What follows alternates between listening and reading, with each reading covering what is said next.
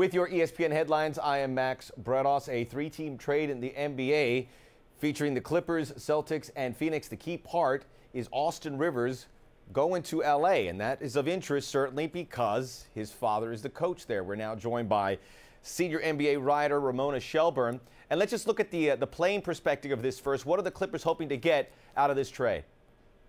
Well, listen, the Clippers, I don't know if you watched that game against Portland the other night. They played 8 guys, and really they've got about 6 guys who were in that rotation. They need depth, and they need a backup point guard who can play. Jordan Farmar is going to be waived today. He's the guy that they signed to replace Darren Collison, who's having a great year in Sacramento. But I don't think they realized how much they were going to miss Darren Collison. And Austin Rivers gives them that quick guard off the bench who plays, Doc Rivers phrased it as, he runs downhill. He's going to play downhill. So we give him a change of pace off the bench. They have got to get more out of that second unit. Right now it's Jamal Crawford, and that's about it. The rest of the bench hasn't been giving him anything this year, and so they gave up a lot to get him.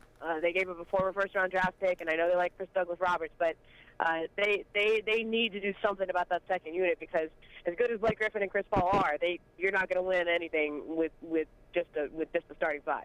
If and when he plays for Doc, he'll be the first son to play for his father when he makes that first NBA appearance. It's kind of the gorilla in the room here. People are going to talk about it. Now, he was a high pick, Austin Rivers, at number 10 overall, but he averaged around 6 points a game per season. So what do you think? Is there going to be a backlash? What do you think people are going to say about Doc Rivers going after his son to come to L.A.? Yeah, of course we were going to say it's nepotism, right? But I think this is going to be fun. I mean, Doc has said in the past he doesn't know if he would want to coach his son. He doesn't know if he wants that dynamic. Now after having had gone through this for a couple of years, he's more comfortable and established here in Los Angeles with this team. I don't think he's going to have a credibility issue. I don't think anybody's going to say, oh, you're playing him more minutes than he deserves because he's your son. I really do think he's earned the respect of his players enough now in Los Angeles that he can do that. And I've covered Doc now for 2 seasons, and every time New Orleans came through here, every time Austin Rivers came through, he could be here. He was always there in the stands watching his games, and he said it's actually harder for him to watch and coach against Austin than it would be to coach him on his own team because when you're in the stands or when you're the opposing coach, it was harder on you can't do anything, right? You don't have any control. It's like a parent watching their kid. Now he actually has control of the situation. He can coach him, and so far in the NBA, Austin has not had the kind of career that people would have expected for somebody who was such a high draft pick.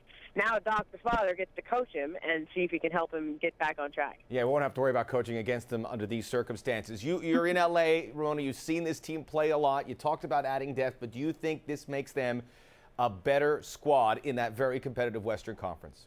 So it certainly couldn't hurt, right? Because you weren't playing Reggie Bullock and Chris Douglas-Roberts anyway. So adding somebody new that could potentially contribute, that could potentially give you something is better than what you had before.